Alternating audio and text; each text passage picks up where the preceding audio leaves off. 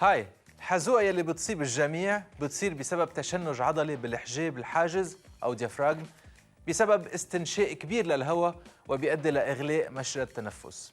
أسباب الحزوقة عديدة ومنها تناول الطعام بشكل سريع يلي بيؤدي إلى حدوث تغيرات مفاجئة على حجم المعدة، الإكثار من المشروبات الغازية، تناول الطعام وهو سخن فهون بيسبب تغير بدرجة حرارة المعدة، وشرب الكحول. الحزوقة عادة مش خطرة إلا إذا استمرت أكثر من 24 ساعة، وهالشي بيعني ضرورة إنه يكون في لجوء لطبيب.